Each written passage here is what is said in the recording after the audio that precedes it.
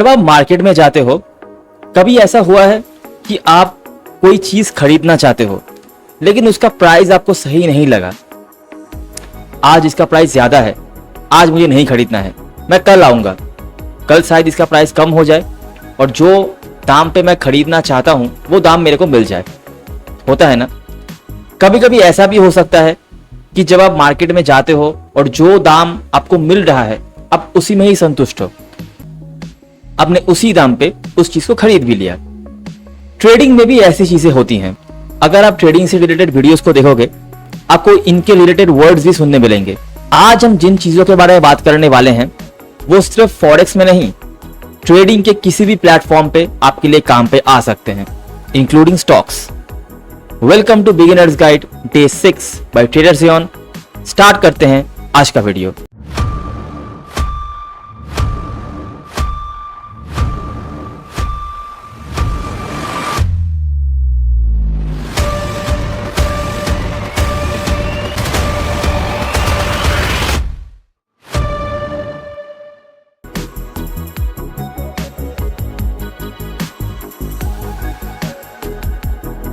कभी जब हम सब्जी मंडी पे जाते हैं, एक पर्टिकुलर सब्जी को देख के कभी कभी आपको लगता है ना कि यार आज इसका दाम बहुत ज्यादा है, आज मुझे नहीं खरीदना। सब्जी मंडी में आप भाव भी लगा सकते हो, आप रिक्वेस्ट भी कर सकते हो कि भैया इसका दाम थोड़ा कम कर दो ना।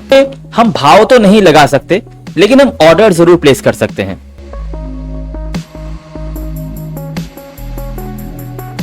अगर हमें करंट मार्केट वैल्यू पसंद आया, अगर हम चाहते हैं कि इसी मार्केट वैल्यू पे हम खरीद लेंगे, हमें कोई दिक्कत नहीं है, तो हम उस ऑर्डर को कहते हैं market orders.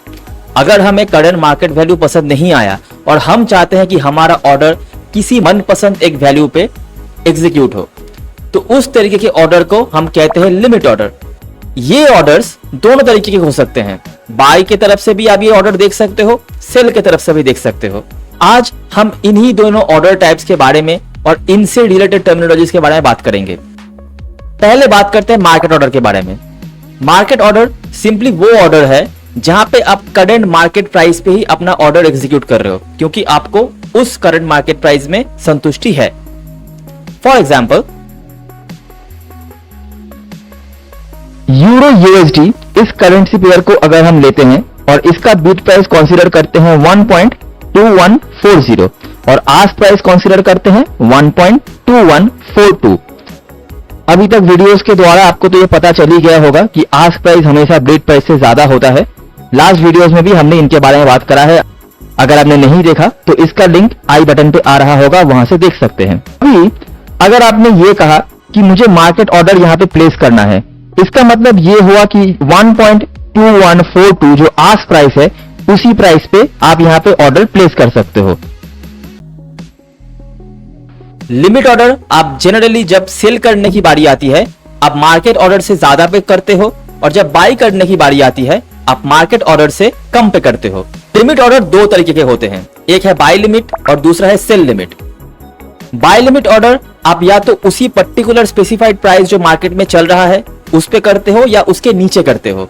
Cell limit order इसका उल्टा ही है, मतलब पर्टिकुलर जो मार्केट प्राइस चल रहा है उस पे या उसके ऊपर आप वो करते हो। मार्केट ऑर्डर में जैसे कि जो मार्केट वैल्यू चल रहा है आपको वहीं पे अपना ऑर्डर एग्जीक्यूट करना होता है। लिमिट ऑर्डर में ऐसे करने की जरूरत नहीं होती है, आप अपना मनपसंद वैल्यू बता देते हो और जब भी वो पर्टिकुलर पॉइंट रीच होगा मार्केट वैल्यू में आपका ऑर्डर एग्जीक्यूट हो जाएगा। अगले जिस ऑर्डर टाइप के बारे में हम बात करेंगे उसको कहते हैं स्टॉप ऑर्डर। स्टॉप ऑर्डर भी दो तरीके के होते हैं, stop entry order, stop loss order. Stop entry order stops जब तक आपका वैल्यू एक पर्टिकुलर स्टॉप प्राइस तक नहीं पहुंचता। यहाँ पे क्या होता है, आप स्टॉप ऑर्डर तभी यूज करते हो जब आप चाहते हो आपका जो बाई ऑर्डर है वो तभी एग्जीक्यूट हो जब वो स्टॉप प्राइस में जाके हिट करे। उसी तरीके से सेल के मामले में भी आप तभी स्टॉप एंट्री ऑर्डर लगाते हो जब आप चाहते हो कि आपका जो सेल ऑर्डर है वो स्टॉप प्राइस में आके गिरे। एंट्री ऑर्डर तभी लगाते हो जब आप चाहते हो कि आपका बाई ऑर्डर मार्केट प्राइस के अबव में जाए और सेल ऑर्डर मार्केट प्राइस के नीचे खत्म हो। आप एक बाई स्टॉप ऑर्डर तभी लगाते हो जब प्राइस मार्केट के ऊपर जाता है। ये तभी एग्जीक्यूट होता है जब प्राइस मार्केट प्राइस को टच करके उसके ऊपर निकल जाए। इसका उल्टा ही है सेल स्टॉप ऑर्डर। ये तभी एग्जीक्यूट होता है जब प्राइस मार्केट प्राइस को टच करके उसके नीचे चला जाए। एग्जाम्पलरी तस्वीर से आप बाई स्टॉप और सेल स्टॉप के बारे में आइडिया लगा सकते हो।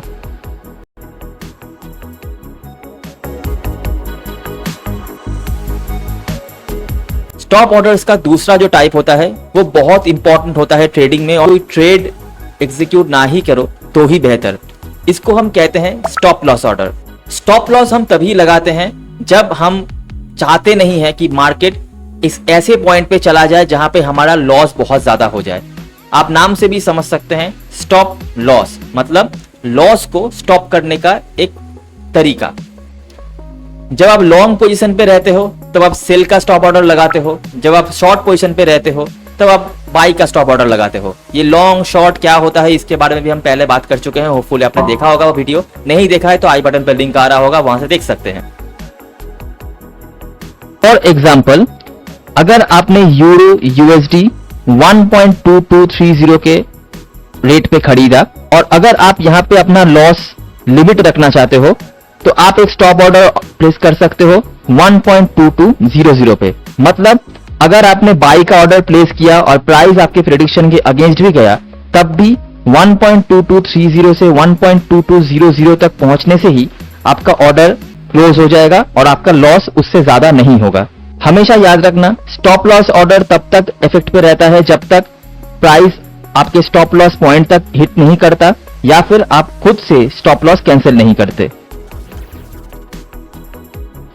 ये स्पेशली उनके लिए बहुत जरूरी है जो लॉन्ग टाइम फ्रेम पे ट्रेड करते हैं और उतनी देर तक कंप्यूटर के सामने या लैपटॉप के सामने बैठे नहीं रह सकते। अगर आप शॉर्ट टाइम फ्रेम पे ट्रेड कर रहे हो, आपके सामने सब कुछ हो रहा है, आपके कंट्रोल में सब कुछ है, आप स्टॉप लॉस नहीं भी लगाओ तो चल भी जाएगा, लेकिन हमेशा सेफ साइड के लिए स्टॉप लॉस लगा के ही ट्रेड करना चाहिए। क्योंकि कभी कभी साइकोलॉजिकल वीकनेस की वजह से हम कंट्रोल नहीं कर पाते और हमें हमेशा ऐसा लगता है कि नहीं ये लॉस हुआ, थोड़ा और वेट कर लेता हूं, ये रिकवर हो जाएगा, रिकवर हो जाएगा। रिकवर का तो पता नहीं, लॉस आपका ज्यादा हो जाता है। तो इसीलिए स्टॉप लॉस लगाना हमेशा सेफ है। आप कंट्रोल में रह पाओ या नहीं रह पाओ, आपका सिस्टम हमेशा कंट्रोल में रहता है। जब हम स्टॉप लॉस ऑर्डर्स के बारे में बात कर रहे हैं, इसके साथ एक बहुत इंपॉर्टेंट एक चीज है, इसको हम कहते हैं trailing stop loss. Trailing stop loss जैसे कि आप नाम से समझ सकते हैं, ये स्टॉप लॉस ऑर्डर के पीछे पीछे चलता है। समझ लीजिए आपने कोई लॉन्ग पोजीशन पे ट्रेड लिया है, ऑब्वियसली आप तब सेल का स्टॉप ऑर्डर लगाएंगे, लेकिन आप देख रहे हैं कि आपने जो प्रेडिक्शन किया था उससे कई ज्यादा अच्छा आपका ट्रेड चल रहा है। उस टाइम आप अपने टारगेट को जैसे बढ़ा सकते हैं, साइमल्टेनियसली आप अपने स्टॉप ऑर्डर को भी बढ़ा सकते हैं। इसका उल्टा भी सही है। समझ लीजिए आपने कोई सेल ऑर्डर एग्जीक्यूट किया और आपने स्टॉप लॉस बाई का लगाया, लेकिन आप देख रहे हैं आपने जितना प्रेडिक्शन किया था उससे कई गुना ज्यादा अच्छा ट्रेड चल रहा है, मतलब वैल्यू और ज्यादा गिरता जा रहा है।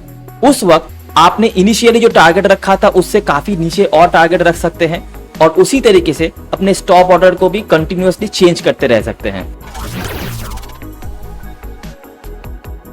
यहाँ पे एक बहुत अच्छा एग्जाम्पल दिया हुआ है ट्रेलिंग स्टॉप लॉस का। अगर आप यहाँ पे 8000 USD पे अपना एंट्री करते हैं और आपने ट्रेलिंग स्टॉप लॉस लगाया है 7500 USD का, तो मतलब 500 पॉइंट का आपने स्टॉप लॉस लगा दिया, ठीक है। आपका यही टारगेट है कि प्राइस जब तक ऊपर जा रहा है तो ठीक है, अगर नीचे आ गया तो इसके नीचे नहीं आए, जो हमारा 7500 पॉइंट है वहाँ से। लेकिन आप क्या देख रहे हैं कि धीरे धीरे प्राइस बढ़ते बढ़ते 8 से 9000 पहुँच गया। अभी अगर आप यहीं पे स्टॉप लॉस लगा के रखोगे तो इन केस अगर प्राइस नीचे आता है तो आपका प्रॉफिट बहुत कम हो जाएगा, ठीक है। तो आप क्या कर सकते हो, जैसे प्राइस यहाँ पे 1000 USD बढ़ गया, आप उसी हिसाब से अपने स्टॉप लॉस को भी 1000 USD बढ़ा सकते हो। 7500 से आप 8500 कर सकते हो। इससे क्या होगा कि आपका स्टॉप लॉस बढ़ जाएगा आपके प्राइस के अकॉर्डिंग, लेकिन जो डिफरेंस है वो 500 पॉइंट का अभी भी मेंटेन रह रहा है। सिमिलरली अगर यहाँ पे 8700 पे प्राइस पहुँच जाता है तब भी आपका स्टॉप लॉस तो यहीं पे है, स्टॉप लॉस अभी भी हिट नहीं हुआ, ठीक है। जब 9500 पे पहुँच गया तब भी आपने स्टॉप लॉस थोड़ा बढ़ा दिया। ऐसे करके आप ट्रेलिंग स्टॉप लॉस का यूज़ कर सकते हो ताकि आप ज़्यादा से ज़्यादा प्रॉफिट ला सको जब आप स्टॉप लॉस का यूज़ कर रहे हो तब भी।